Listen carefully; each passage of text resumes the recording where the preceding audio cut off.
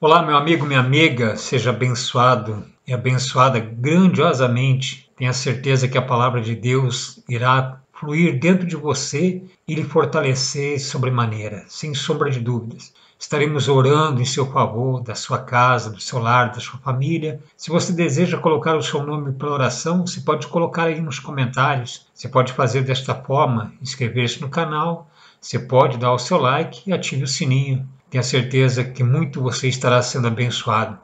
A palavra de Deus nos relata no livro de Atos dos Apóstolos, no capítulo 10, quando Pedro ele foi até a casa de Cornélios, aonde ali, enquanto ele falava ainda com eles, o Espírito Santo veio sobre eles. Da mesma forma como entendemos que não é a obra que o homem faz. Deus estava mostrando dessa maneira, Pedro estava tentando convencer aquelas pessoas de alguma forma do entendimento dele, só que o que Deus tinha já objetivado era justamente fazer com que eles viessem a ser cheios da presença dele, porque eram pessoas que faziam o quê?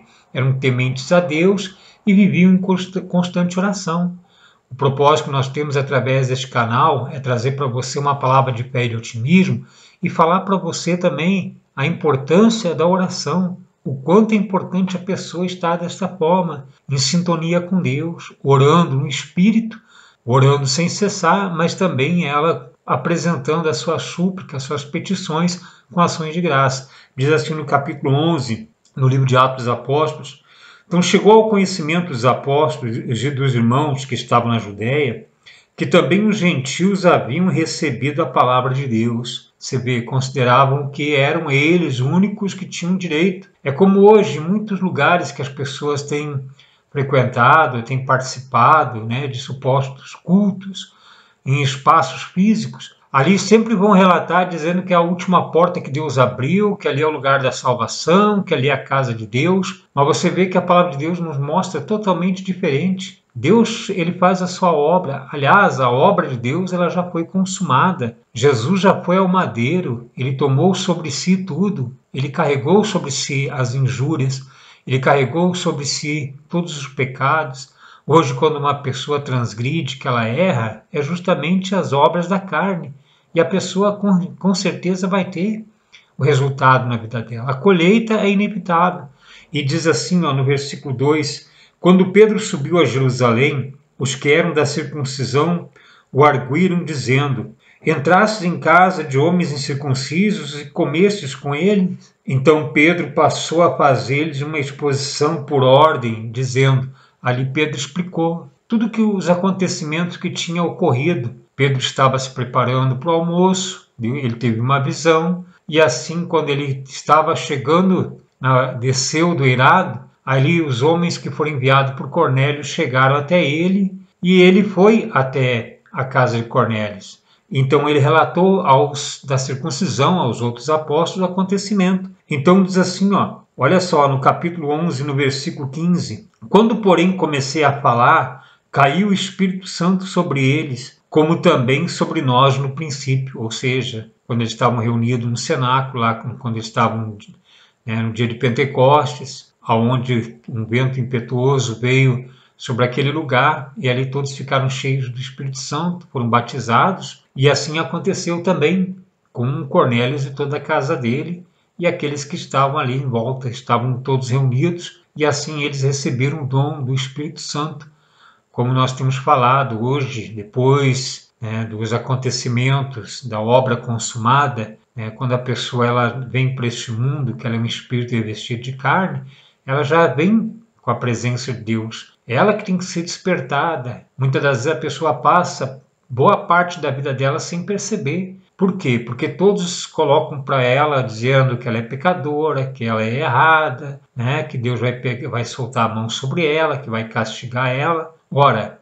já houve o julgamento. Quando houve a parousia de Jesus, lá quando houve também o fim do ministério de condenação e morte, quando o templo foi derribado, né, por Vespasiano, lá pelo general Tito, o que aconteceu? Ali já não houve mais a questão do sacerdócio com respeito ativado, né, com que diz respeito à função dos sacrifícios que eram apresentados no templo. Porque o único e perfeito sacrifício já foi realizado na cruz. Jesus, ele fez o sacrifício perfeito. Hoje, quando é falado para a pessoa que ela tem que fazer sacrifício, isso está indo contra o que? Aquilo que Deus fez, porque Deus já concluiu a sua obra. Porque a obra de Deus é crer naquele que pelo qual foi enviado pelo Pai. Ou seja, crer naquilo que Jesus ele veio fazer e fez. Né? Não está para fazer. A obra de Deus é concluída. E o que aconteceu aqui? Então, Pedro falando para os discípulos, para os apóstolos, quando, porém, comecei a falar, caiu o Espírito Santo sobre eles, como também sobre nós no princípio. Então me lembrei das palavras do Senhor, quando disse: João, na verdade, batizou com água, mas vós sereis batizados com o Espírito Santo. Ué, mas como que Pedro se lembrou disso e ainda continuava batizando em água? Porque o batismo em águas era o ministério de João Batista.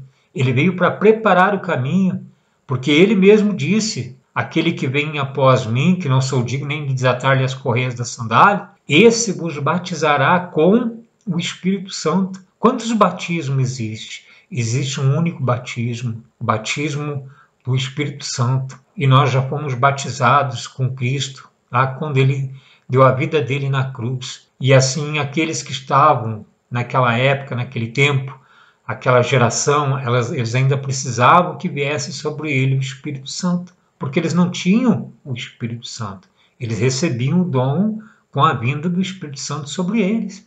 E o que aconteceu aqui? Então Pedro disse assim, lembrei das palavras do Senhor quando disse: João, na verdade, batizou com água, mas vós sereis batizados com o Espírito Santo. Pois se Deus lhes concedeu o mesmo dom que a nós, como nos outorgou quando cremos no Senhor Jesus, quem era eu para que pudéssemos resistir a Deus? E ouvindo eles estas coisas, apaziguaram-se e glorificaram a Deus, dizendo: logo também aos gentios foi por Deus concedido arrependimento para a vida. Ou seja, a morte, ela que imperava, que era o ministério de condenação e morte, justamente caiu por terra. Por quê? Para que a morte venha deixar de existir, o que tem que ser colocado no lugar dela?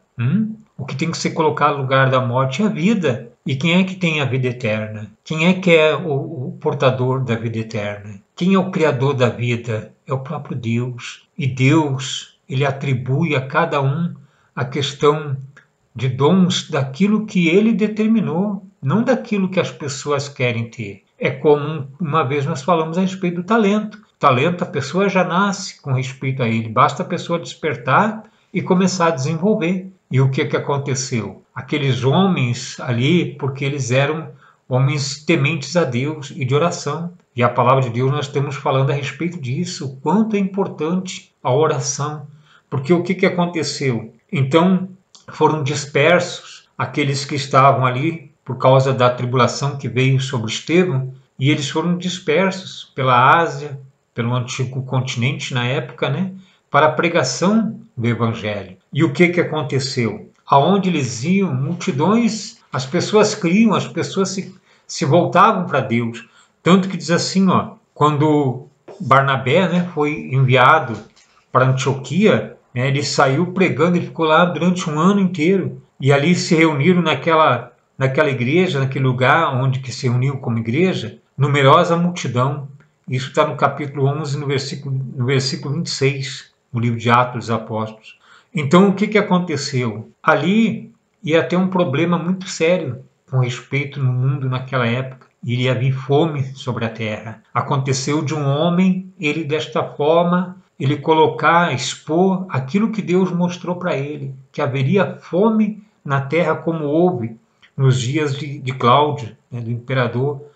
Os discípulos, cada um conforme as suas posses, versículo 29, resolveram enviar socorro aos irmãos que moravam na Judéia. Então, no capítulo 12 diz assim, por aquele tempo mandou o rei Herodes prender alguns da igreja para os maltratar. Você vê a perseguição que a igreja tinha, né? E o que aconteceu? Fazendo passar ao fio da espada Tiago, irmão de João. Imagina, né? Foi ele passado ao fio da espada. E vendo isso ser agradável aos judeus, Herodes vendo isso, prosseguiu prendendo também a Pedro. E eram os dias dos pães asmos. Tendo-o feito prender, lançou-o no cárcere, entregando a 4 escoltas de 4 soldados cada uma, para o guardar. Imagina, 16 soldados vigiando e cuidando dele, né? Tencionando apresentá-lo ao povo depois da Páscoa.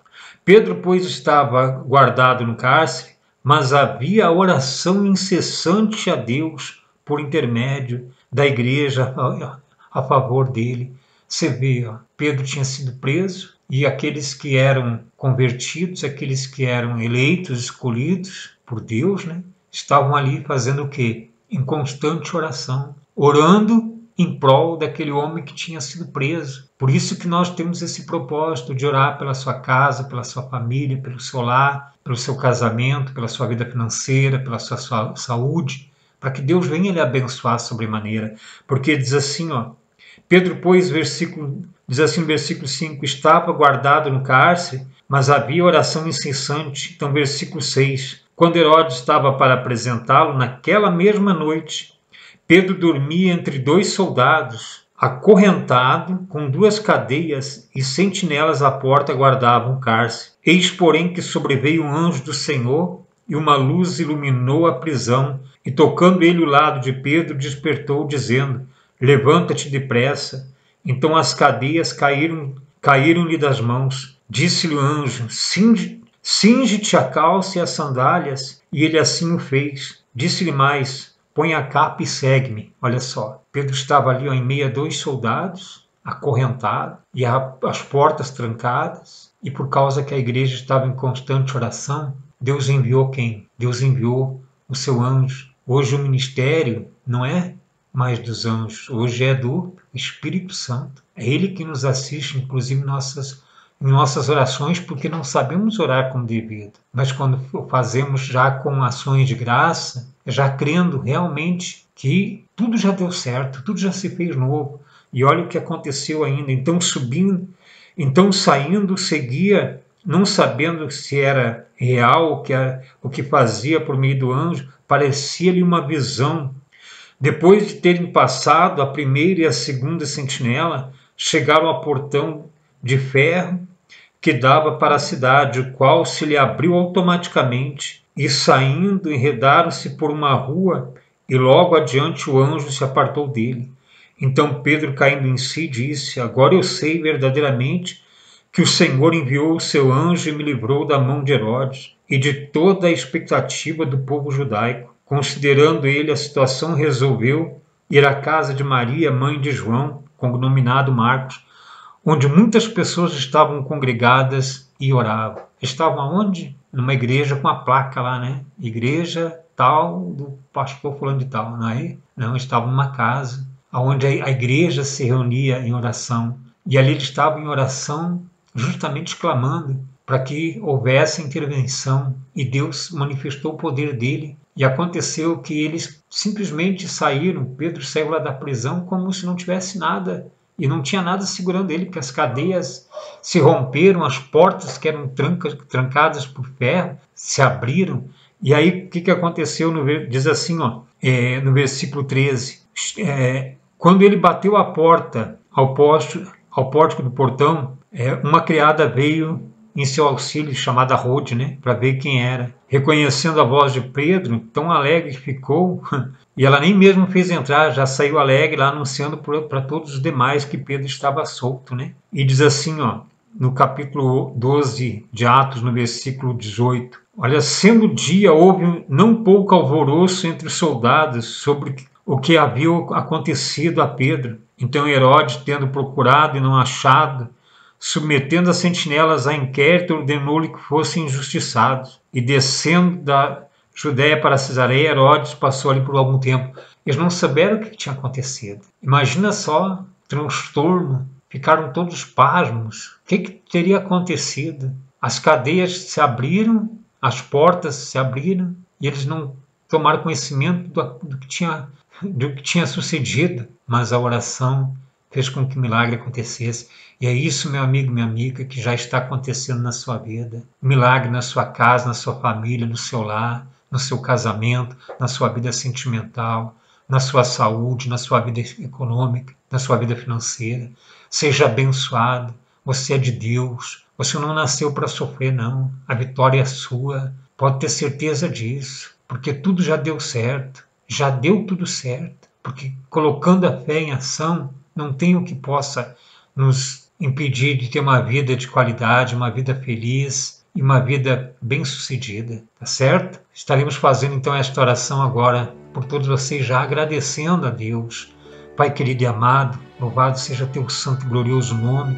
Toda a honra e toda a glória é somente do Senhor, meu Pai. Tua palavra nos mostra o quanto o Senhor manifestou o poder, o seu poder na vida de todos aqueles que creram. E também o Senhor tem manifestado o teu poder glorioso na vida dessa pessoa que crê, meu Deus. Essa pessoa, meu Deus, pode estar passando a dificuldade, o problema que for, tudo já caiu por terra. E tudo já se faz novo, meu Deus. Porque assim está determinado na tua palavra. As coisas antigas, meu Deus, já passaram. Que ela venha ter, meu Deus, uma vida de qualidade. Que ela venha ter saúde, ter paz no coração e alegria de viver. Todos aqueles que colocaram o seu nome, de seus familiares para oração.